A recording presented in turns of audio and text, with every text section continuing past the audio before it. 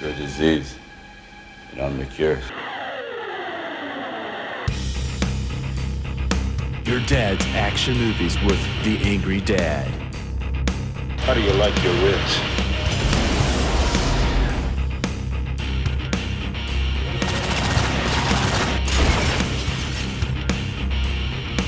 Can you fly, Bobby? Clarence, no!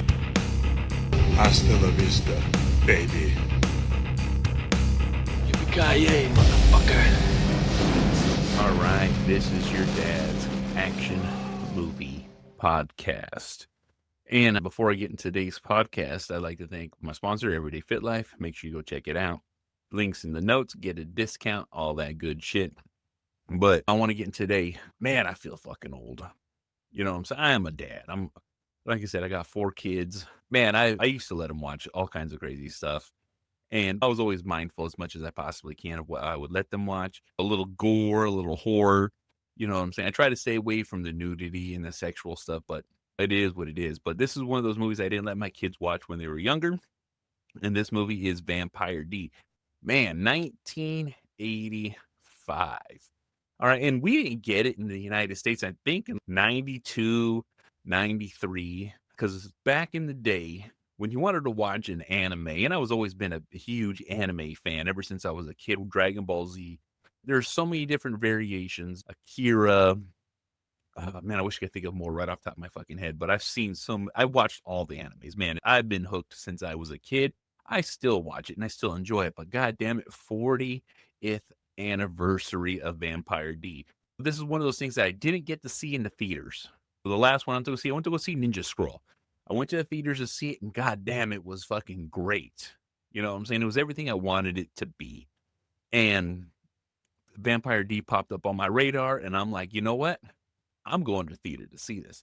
I took my younger son with me to go see Ninja Scroll, and I told him, I was like, look, this is what I was watching when I was a kid. You know what I'm saying? Renting a DVD from a shady fucking guy who knew what I was watching, but you know, my mom didn't fucking know. She wasn't going to supervise me when I was a kid watching these things. She just, okay, that's what you want to rent. Just rent it. Oh, it's a cartoon. Cool. You know what I'm saying? No fucks given. She's not sitting in the room with me watching this as I fucking play the VHS. And we would get lucky every so often because we'd get this edited down version of it on TV. You know what I'm saying? But back in the day, it was a little bit more Wild West. A lot of shit would slide. You know what I'm saying? Especially because it was a fucking cartoon. But here's the thing. Didn't get to see it in the theater. But shit, 40th fucking anniversary.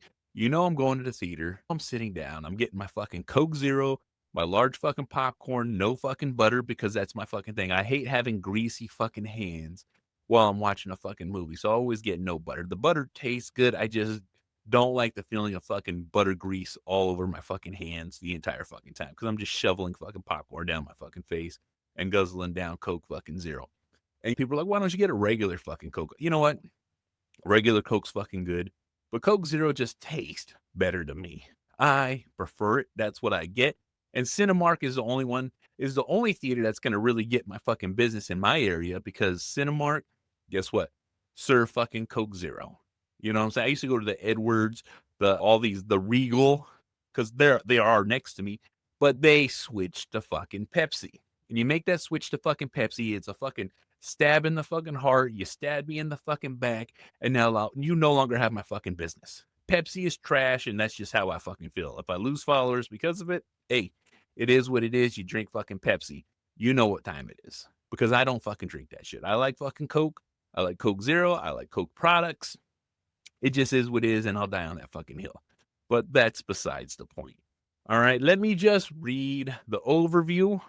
Vampire D is a series of novels written by a Japanese author. I'm not going to say his fucking name because I'm going to fucking butcher it, but goddamn it, this guy could write these things. I read about 4 of them. Great fucking reads if you can get them fucking English, if you can fucking find them.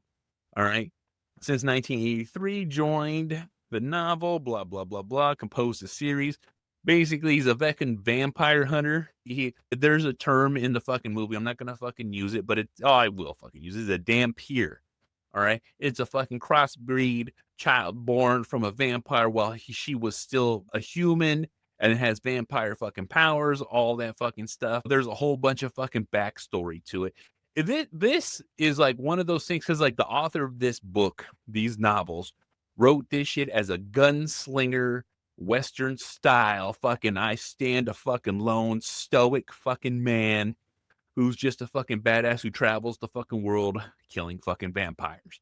And one of the things too is like the vampire in this fucking movie is getting ready to fight, 10,000 years old, blah, blah, blah, blah, blah. There's a little fucking card up his fucking sleeve. He has a little bit more fucking power. He's a certain kind of fucking person. You'll figure it out at the fucking end. But at the same time, look, the graphics weren't great. The story still holds up. You know what? I remember it being better. I remember more story. I remember it being more detailed. Like I said, I'm recalling from when I was younger when I used to constantly watch it. You know what I'm saying? Vampire D doesn't pop up on my radar all the fucking time. I've never had an opportunity, let's say in the last 10 years, to really sit down and rewatch it. But at the movie theater, hey, now I can say I seen it at the theater. And it was fucking great. It was fucking good. It took me back to my nostalgic fucking days. And goddamn, you know what I'm saying? Like I said, it was nice and quick, wasn't long, great runtime. I just remember it being more. I just remember it having more. Like I said, the action was good. I just remember it being more closer together. You know what I'm saying? And like I said, everything I probably watched was so edited down that I don't even remember it being as long as it was. You know what I'm saying? So I'm just watching an unedited version of this.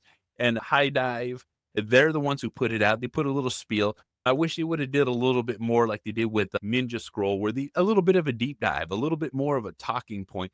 You know, unfortunately, I don't know if they were able to get the author, talk to him if he's still alive, still around, any of that good fucking shit. But like with Ninja Scroll, they were able to give you a little documentary, give you a little bit of insight, a little bit more fucking in depth of what went on to make this fucking shit. It was a good little talking point. It is what it fucking is. It's a thing.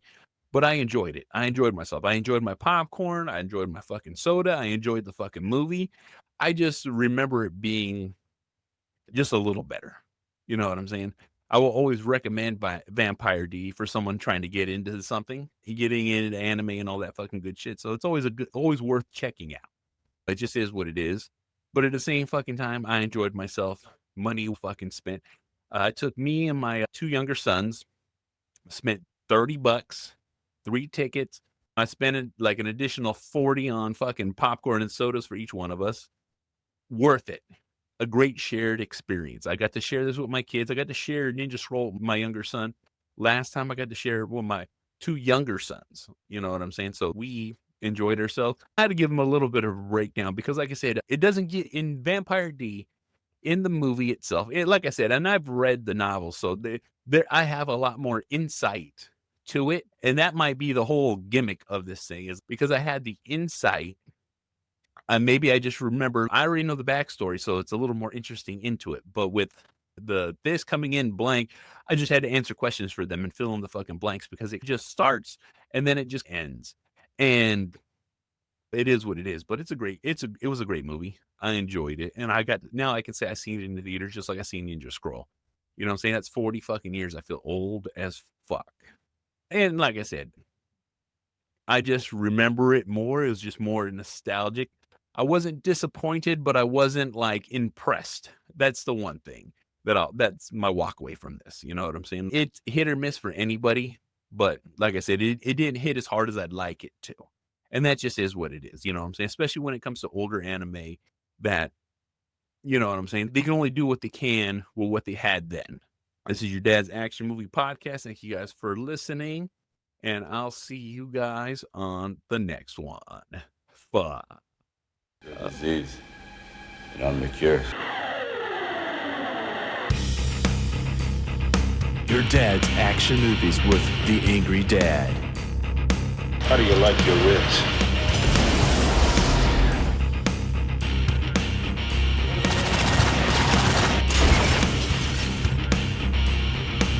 Can you fly, Bobby? Clarence, no!